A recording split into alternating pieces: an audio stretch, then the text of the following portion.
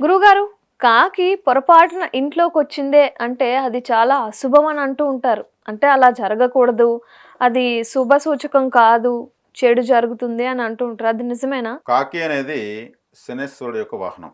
కాకి అనేది దాని యొక్క శరీరంలో అంటే దాని యొక్క బ్రెయిన్‌లో మన ఫోన్‌లో 2 సిమ్‌లు వేసుకోవచ్చు కదా! హ్మ్. కాకిలోకి ఇంకొక ఆత్మ ప్రవేశించడానికి స్పేస్ ఉంటుంది. హ్మ్. హ్మ్. అందుకేనా పిండాలవి పెట్టేటప్పుడు కాకులే రావాలి అంటారు? అందుకే కాకిని మన పితృదేవతలు కాకినిలో ప్రవేశించే ఆత్మ ఏ స్పేస్ అయితే ఉందో ఇంకొక ఆత్మ ప్రవేశించడానికి హ్మ్. ఆ ఆత్మలో ప్రవేశించి ఆ కాకి ద్వారా వచ్చి ఇక్కడ తినేసి తర్వాత ఆ కాకిని వదిలేసి ఆత్మ వెళ్ళిపోతుంది. అవునవును. అది ఆ పక్షికి మాత్రమే ఆ ప్రత్యేకత ఉంది. హ్మ్. ఆయుష్కారకుడైనటువంటి శనేశ్వరుడు యొక్క వాహనము. అవును. కాకి. శనేశ్వరుడు యమధర్మరాజు యొక్క సోదరుడు. హ్మ్.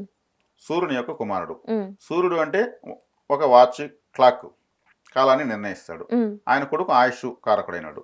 అంటే ఎవరు ఎంతకాలం బ్రతుకుతారో నిర్ణయించేది శనేశ్వరుడు.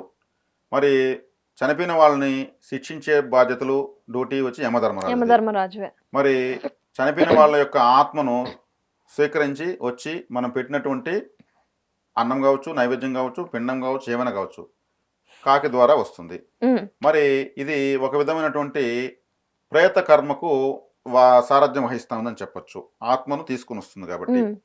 అట్లనేసి అది దుష్ట జీవి కాదు. చాలా గొప్ప జీవి. హ్మ్.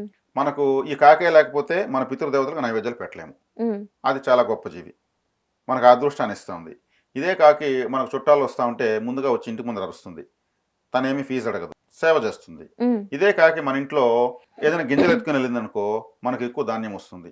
తినుబండారాలు కాకి ఎత్తుకెళ్ళిందనుకో అదృష్టంగా భావించాలి. హ్మ్. మరింత ఎక్కువగా మనకు వస్తుంది కాబట్టి కాకి ఎత్తుకెళ్ళింది. ఓకే. ఎవరింటికాడ ఎత్తుకుని మన ఇంటికాడ ఎత్తుకొని పోతుందంటే అది ఒక గింజ ఎత్తుకొని పోతే మనకు ఎంతో సంపద మనకు వస్తుందని ధాన్య హ్మ్. రూపంలో. హ్మ్.